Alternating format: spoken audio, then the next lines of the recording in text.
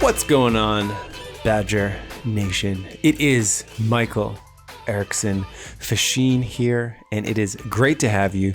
Welcome to the PPC Den podcast, your source for all the tips, tricks, and strategies you need to make Amazon advertising a more enjoyable, more profitable experience.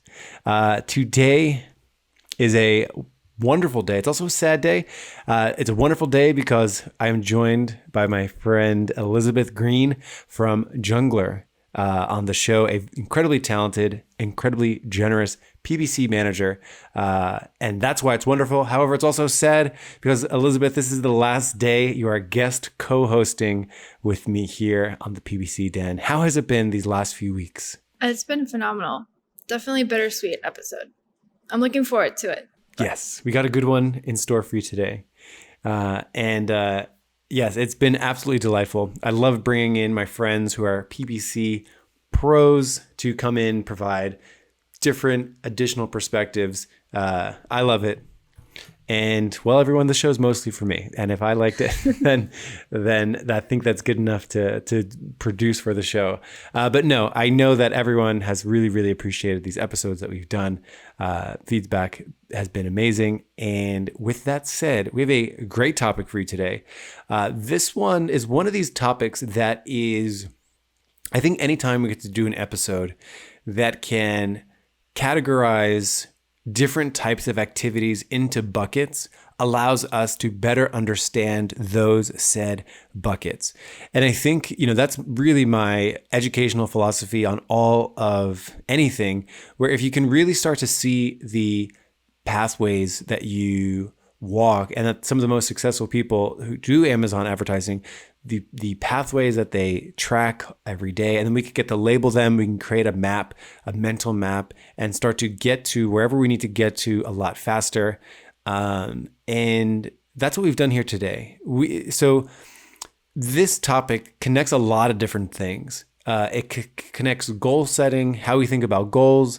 It connects the growth of a campaign. It connects what you want your target ACoS to be, which I think is still the biggest thing. When I get on the phone with people, one of their biggest things is, I feel like my ACoS is too high. Would you also say that's the number one thing that you hear on the phone when you talk to people as well? Yeah, no, that's always a huge one. I actually got on the phone the other day with someone who said my ACoS is too high. I'm running at 30%, and I feel like, it's just completely out of control. And well, first off, they said my ACoS is out of control. So I'm like, okay, well, what's out of control? Because out of control to somebody else is 100%, and for him it was 30. Yeah. And he wasn't sure where he should be. And so I was asking him questions like, what is your profit margins? He said, what would you see for my account? Thankfully, I knew the niche very, very well, actually, so I could give him a lot better insights than I normally could if I'm not as unsure. But it turns out his profit margins were 46%. And his price point was much higher. It was close to around $40. Yeah. And I'm like, you're doing good. So him hearing that he was like, oh, very reassured, which was good to be able, to give him that good information that, you're sitting where a lot of people wish they were. Your profit margins are amazing. And not only that, you're profitable on your ads, regardless of even your tacos. Your ads are doing phenomenal. Yeah. So, and so it's like, hey, I have a 7% ACoS. Is that good? And it's like, maybe. Conversations like that do happen. So it will help with thinking about your target ACoS, setting goals for your target ACoS, all these good kinds of things. So what we have here today is two very simple words. And I think when people talk about going and doing things inside their campaigns, they're saying, I'm going to go optimize it. Let me go optimize it. Here I go. I'm going to go optimize it. I'm a PPC optimizer. Makes total sense. Yes. Today I want to take that word optimize and break it up into two separate things, because I think breaking it up into these two separate things will help you truly understand why you're doing what you're doing and will help you better set goals. And it's really the ebb and flow of a PPC campaign. And if you listen to this show, I mean, I think there's some like President's Club type people that have listened to every single episode here. So if you listen to the show a lot, you really appreciate like the artfulness of PPC optimization. You know, there's like serenity in the spreadsheets. So like this is kind of a poetic, like the ebb and flow of PPC optimization is these two balancing forces, the yin and yang. I didn't say yin. I said yin and yang of PPC optimization, which is the optimization and the expansion. And of course, this assumes you already know what you want your target ACOS to be, of course. But what we want to do is really define what we mean when we say optimization activities and expansion activities. So let's first break down these definitions. Elizabeth, how do you think of an expansion activity inside Amazon PPC? Yeah, and so we're breaking it down because there's a lot of different levels. It's like anything, you say one word and you kind of know what it means, but when you start looking at all the different pieces and all the different parts of it, and it allows you to kind of group things and then slowly ease into them and really dissect them. So this is going to be a really fun one to dig into. So expansion activities are, you can think about going out and conquesting. It's trying to get a bigger piece of the pie, grabbing another piece of the market. Now there's quite a few ways you can do this, but basically expanding is, you just think about expansion. What's the definition of the word? It's reaching for more, with of course the intent of getting more in return. Right. More clicks, more orders, more impressions, more spend, more stuff. That's what we define as expansion, an expansion type activity. And the flip side of that would be an optimization type activity where you're taking what you already have and you're trying to make it run more efficiently or more optimized. Yes. So that potentially you are getting maybe fewer clicks, but it's coming in more efficiently, more optimized, better ACOS. So if you think about these two forces, the yin and the yang, the expansion represents going out there, grabbing more traffic. The optimization is getting rid of the parts that weren't doing well and keeping just the very best parts. Yep. So at a super high level, that's what we've got: expansion and optimization. And, you know, generally, if we were just to use like clicks and, you know, orders and ACOS, an expansion type activity is going to generally give you more clicks, more orders at the potential expense of a higher ACOS. On the flip side, optimization activities would give you fewer clicks, fewer orders, but at a more efficient ad spend. Do you agree with that definition? Yeah, I think that's correct. Yeah. So what we want to do now is actually define some of these activities that you are already doing inside your campaigns in the light of expansion and optimization. So let's jump into some of the first few expansion type activities. You know, we're trying to grow, we're trying to scale.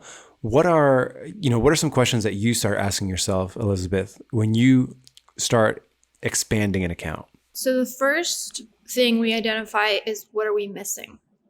That will tell you where you need to expand, because, you know, as we're going to go through, there's quite a few different levels you kind of expand on. But if you already have something, you can either expand on what you have, or you can expand into what you don't have running in the account right now. But one of the first and really easiest expansions that's taught all over the place and kind of like is the OG, it's still the holy grail, it's still the best way to expand, is your campaigns through looking at your search term reports. So, I mean, basically what everyone teaches is you have your broad running, you have your autos running, you have other, you know, campaign types, maybe your category targeting that is bringing in additional data, and you get that through your search term reports. So then, of course, going through your search term report, what's already working, what am I not, you know, rolling back over into my campaigns. Let me go and scrape that and create campaigns around those. So that is kind of the foremost, and really honestly one of the best ways to expand, because you're expanding based on actionable data. If you're expanding based on a brand new keyword set you have untested, it could be work for the product. Not that there's anything wrong with expanding in that way, but there's no way to kind of have an idea of what may work. Where if you're going through search term reports, you know what works. You've seen it. Doesn't it always absolutely translate into your new campaigns? No. But you're starting at you have a much better jumping off point than if it's a brand new set, something you've never tested before. And then in addition to just rolling them back into maybe your sponsored product ads, you can take your sponsored product ads through search term reports and roll that into, other ad types as well. So, there's multiple things you can do just with search term reports to help expand what you're already doing in your account. Yeah, exactly. That's the classic, we've called it research peel, stick, and block, or search term graduation, moving things up from a looser targeting to a tighter targeting. That is an expansion activity. It's sort of saying, hey, when this search term was in my auto campaign, I only got 10 clicks over 30 days with a $1 bid. But if I maybe graduate this up to an exact match, a tighter match type, now all of a sudden maybe I'm going to bid $2, and ideally I can, increase the amount of clicks and orders that I got. And this is probably one of the safest, ACoS controlled type activities you can do for expansion. And then of course you can take that and you can plop that into a sponsored brand ad, so on and so forth, and continue doubling down on something that you already have some data that works, and then of course you can go. So that's generally like the safest expansion type activity. Another really nice expansion activity is just looking at what campaign types you're missing. Probably sponsored display, easiest win right now. We're recording this in March 2021. A lot of people don't have sponsored display running, but it's generally a safe bet. Retargeting traffic that has already done something to see your product in the first place.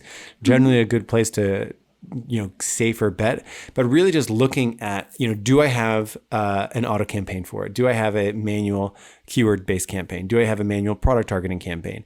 Do I have a sponsored product, competitor campaign? Do I have all the different types of keyword based targeting? Transfer that over to sponsored brand ads, tack on sponsored display. If you're already maxing those out, maybe go over and tap into DSP. So it's like you work up the graduated campaign types that are out there. And generally what you start to see is like your momentum start building. There's various data points as well as anecdotal evidence that, when an account has all the ad types running, by definition, that account is going to be larger than one that's maybe only running sponsored products. So there's definite benefit at, slowly and surely working your way up the mountain of all the different campaign types. So that's, another expansion-based activity. And then, of course, we have budgets as well. Yeah. Budgets are a huge one for expansion. And there are times where, and we're going to get into it later, like when should you expand? When should you be optimizing?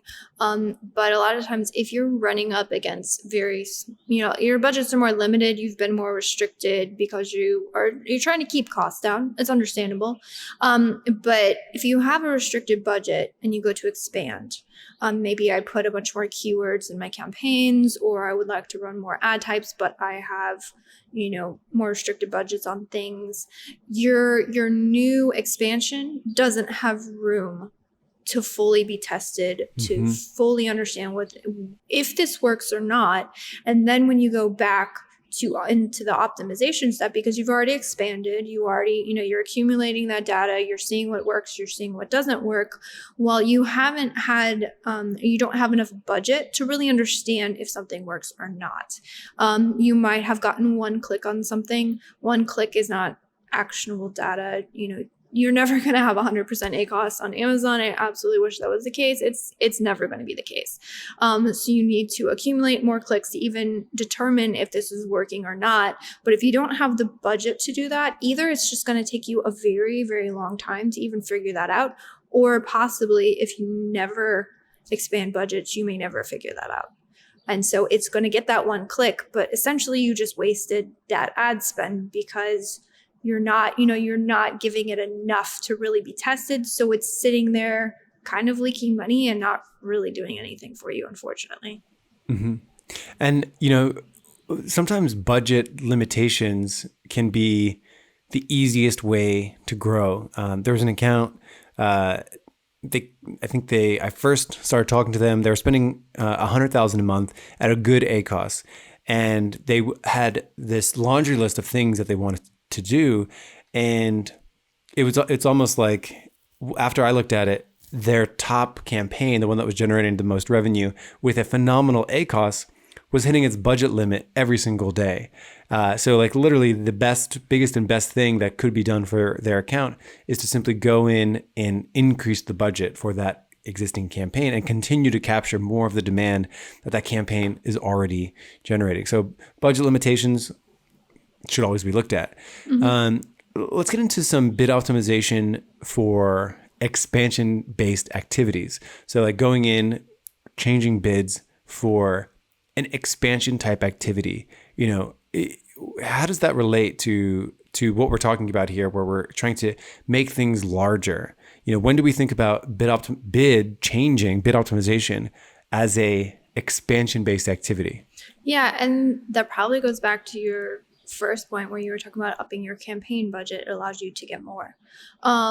If you have something that's already working, the caveat would be not every single keyword will have the ability to be scaled just due to search volume.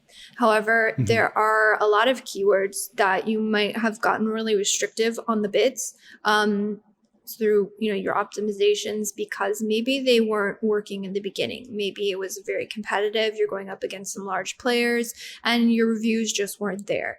Maybe your images, but maybe you've tweaked your images. Maybe you have better reviews and you're noticing your ACOS is actually really good on this keyword. But because, it had previously been restricted because it was just not something that was feasible to go after with any reasonable profitability in the beginning. Or maybe, your budgets had been restricted. And so you needed to hem in your spend, where maybe now you're making enough organic sales that it can offset a bigger ad budget. So there are times when it would make sense to go in and maybe reevaluate your keywords and see, okay, so what is bringing me a good ACOS and what is bringing me a large chunk of my sales?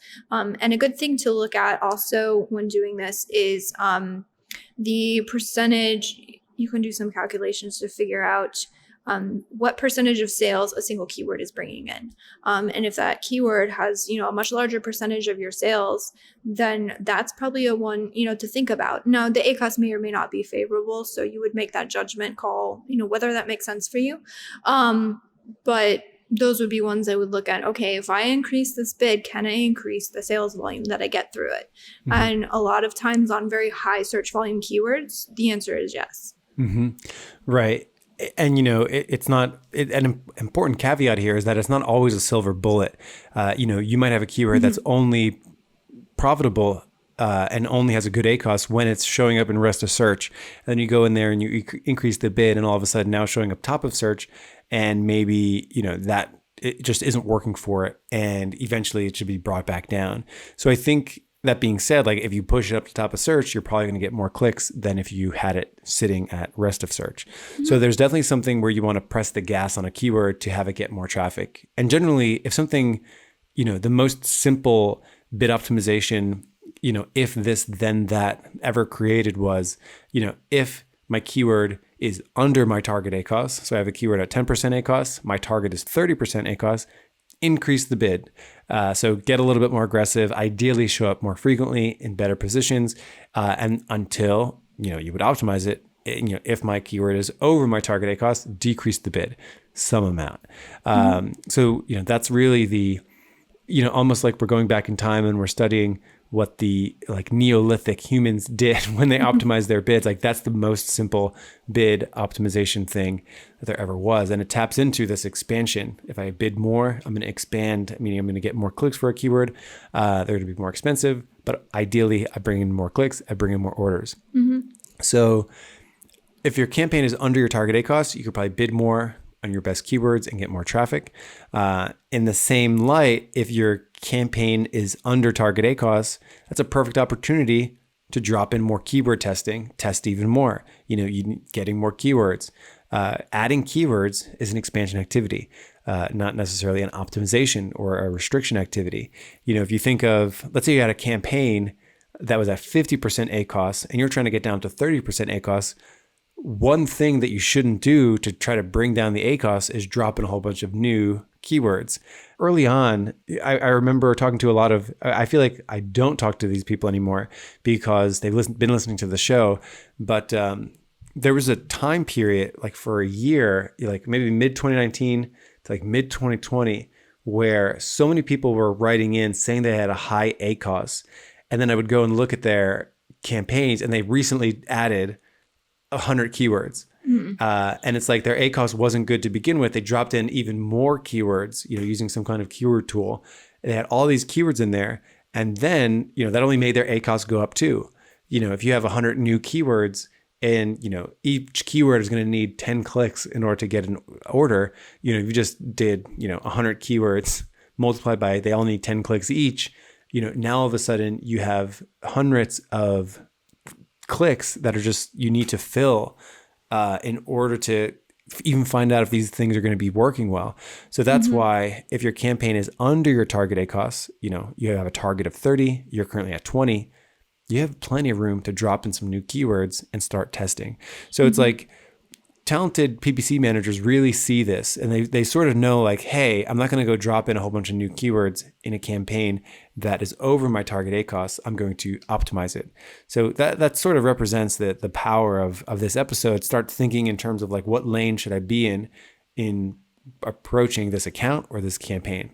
Yeah. And another thing I would add to this, and this goes for all levels of the expansion, is you can do it in increments. Yeah. For instance, if, especially with that bids and raising it, if it's below your target ACoS, if you're sitting on page 3, rest of search, you don't necessarily need to hit page 1. Maybe give it 10 cents, up it 10%.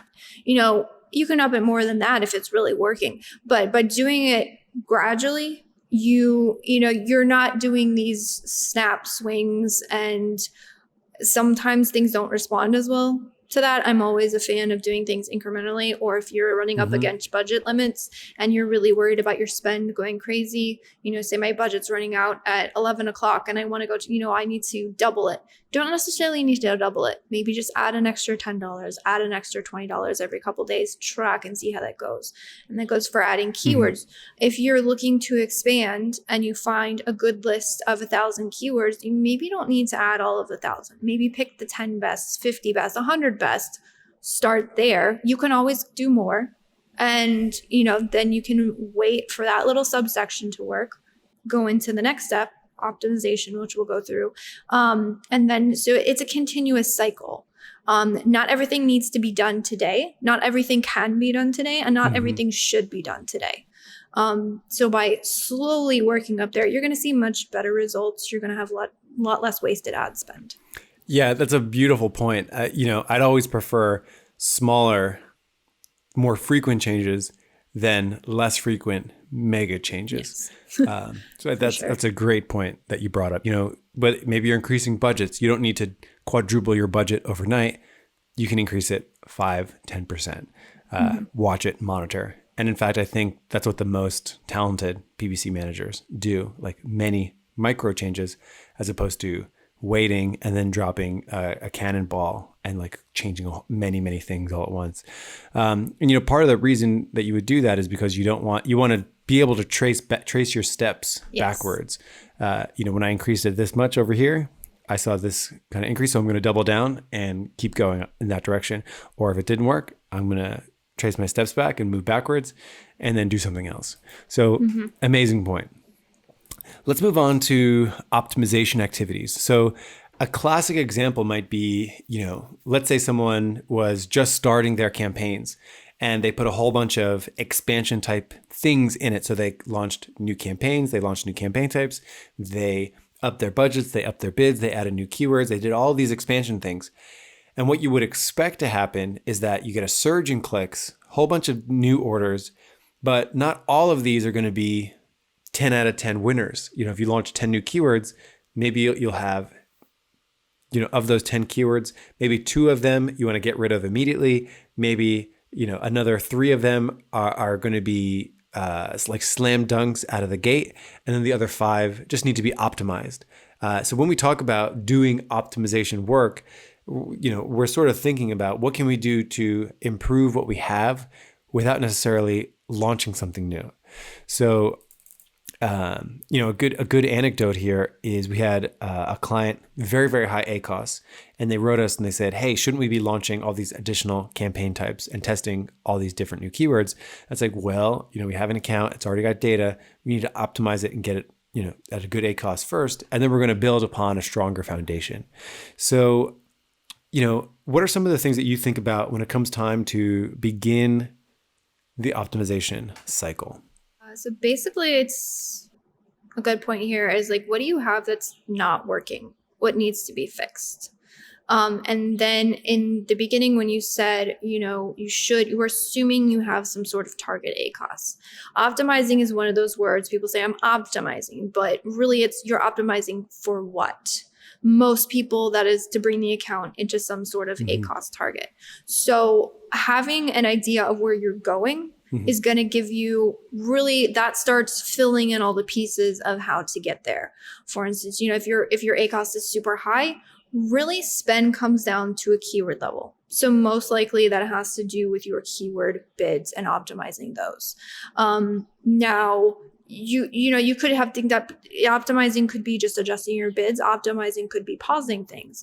Optimizing could be, maybe turning the bids very, very low for time to come back and retest. I mean, there's all kinds of ways and things you can tweak.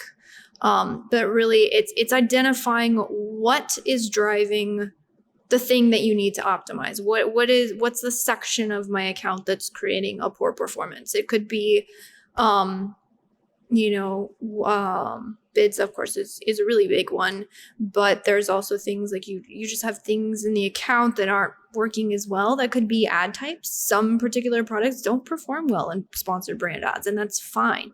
There's no reason to run a sponsored brand ad if you say, I need a sponsored brand ad. If the sponsored brand ad is not serving you and your product, maybe you have other products that work better, or maybe you have better variations that need to be in that sponsored brand ad. Maybe you need to showcase a little bit a different sides. So optimizing is really tweaking your account and what's there to have it perform what kind of where you need it to be, what you need it to do for you.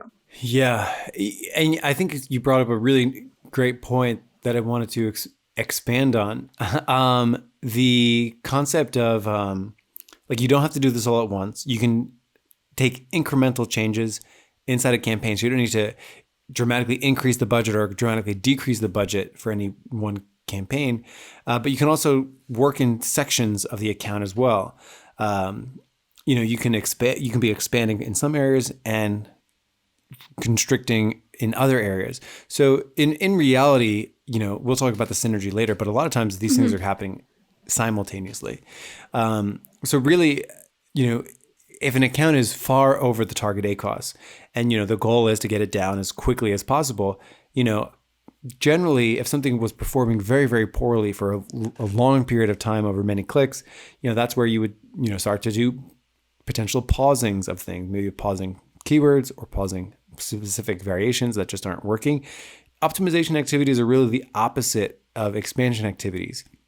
So instead of launching a whole bunch of new campaign types, is there a campaign type that just really isn't connecting right now and you want to pause it or restrict the budget or lower the budget and then revisit it later? So that's a super quick way to get things going where you need them to in those extreme circumstances where you really, getting at a more appropriate ACOS is going to be more important than, appearing for, the same amount of clicks. So we want to restrict things a little bit there. So when something's over the target ACOS, our bid optimization begins to be reduced. We want a slightly lower bid. Maybe instead of appearing in top of search, we actually want to appear in rest of search because that's going to be a more profitable placement for us. So bid optimization generally gets lower.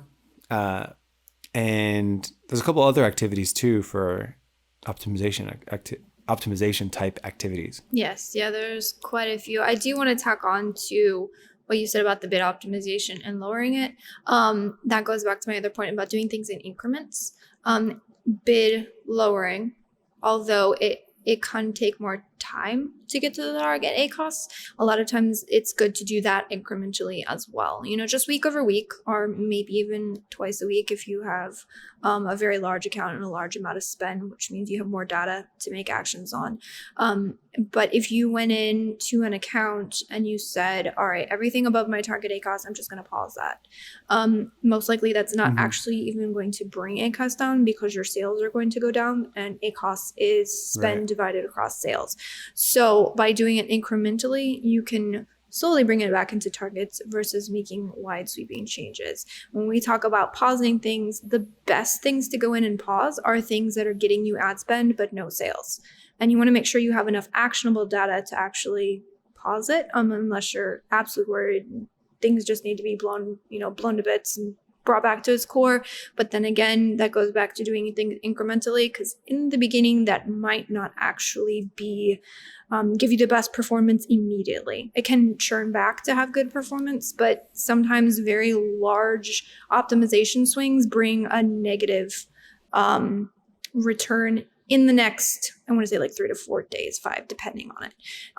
And then with large sweeping changes, you're scrambling trying to figure out what change it was that drove the poor performance, when you could, again, have just optimized the piece, optimized it slowly, and have better insights into what is doing what. Yeah, the whole concept is really like, let's say over a 30-day time frame, you have, I'll say, high ACOS with 100 clicks. You begin to optimize that bid, you lower that bid, you get it, to get it down, you're decreasing the bid. So you had 100 clicks with a high ACOS in 30 days, you decrease the bid. Maybe in the next 14 days, you only have, instead of pacing at, 50 clicks, maybe now you only pace in the next, you're pacing at maybe 40 clicks. So you're on pace to do 80 clicks now over the next 30 days instead of 100. But now your ACOS is doing a lot better. So you traded clicks for a better ACOS here. And then you can, begin to, ideally those are small changes made frequently as opposed to just big sweeping changes. But that's generally the way that it works. Really, optimization activities are the inverse of expansion activities. Now, to summarize all of this together, it's really, in any 1 minute, you're potentially doing both expansion and contraction type activities. Like you're going to be expanding in one area, you're going to be adding new keywords to one ad group, and then another ad group, you might be lowering bids because the ACOS is too high. So really, in order to make a campaign sing and like really do what you want, you always want to be doing and thinking of everything, because in some ad groups, you're going to be under your target ACOS, which allows you to add new keywords and test new things. In other ad groups, you might be over your target ACOS, and you're going to need to do some bid reduction and negative keywords and maybe budget reduction. So it's always you always want to be jamming on both of these. And the big lesson in this podcast, I think, is that you want to know when you're doing which mode and then why you're doing it. And I think that is really something that savvy PPC marketers get when they're looking at an account and when they're looking, down to a keyword level. You're able to sort of assess, do I need to do some kind of expansion activity, bid more, new keywords, new ad types, or do I need to do some kind of, optimization down? My ACOS is too high. I need to add new negatives. I need to potentially pause something and try it again later. I need to potentially lower bids. So that kind of thought process, I think, will improve the optimization habits of everyone out there. Yeah, no, I definitely agree. And there's always going to be a point where these two are going to run in tandem. For instance, a new product launch. You're not going to probably be doing the optimization step. That one, you're going to be going full force expansion because you're building out brand new advertising. Where some of your older products that are working, you're probably in optimization phase, pruning what's there, making it run better. So these two, although it's good to think of them in isolation and to dissect, what makes up expansion, what makes up optimization. But these two things really work in synergy. For instance, you should always be optimizing bits. That's always going to be a continuous cycle. As we went through before, you can be increasing. So you can also do that in tandem. You can be expanding with increasing bits and optimizing through decreasing. But having both of these work kind of in synergy is where you're going to get the most out of your advertising. Big time. And like knowing another thing that really talented managers do is they know how aggressively to expand and how aggressively to optimize down at any sense. It's almost like a sixth sense where you can say, hey, I'm way over my target ACOS. I need to do a lot of optimization down, or saying, hey, wow, this account has so much opportunity. I'm going to really hit the gas on expansion-based activities. So this episode, hopefully it allows you to start thinking of these activities in these different ways, which should, clue you in. Part of the PPC is really just knowing what the next action should be. So ideally knowing, better sensing when you should be optimizing down or when you should be expanding should help so many people out there. Yeah, I agree. Elizabeth, this ends your last episode of your 4-pack co-hosting. It's been real. The PPC it's been Den. Real good. Yes. So in your own words, where can people find you again? So I don't butcher it. The best place to find us, if you're interested, is junglr.com, junglr.com. There is a form in the bottom of the page if you want to inquire about services. I'm still taking those, so you're going to be connected with me. Say hi. But the other places you can find me, I try to be relatively active on LinkedIn and then Facebook as well. Generally, most of the groups you can find me posting away, answering questions when I come across them. So plenty of ways to get in contact. Yes, I don't know how you do it, but you're always posting such amazing, relevant It's a problem. Content. It's a problem. So yes, definitely. I follow you on LinkedIn for sure and on Facebook. And it is a privilege and an honor to call you a friend of the company. You're amazing. You're talented. And I know that everyone out there really appreciated these episodes. So thank you so much, Elizabeth. And for everyone else, I'll see you next time here in the Badger Den. Bye-bye, everyone.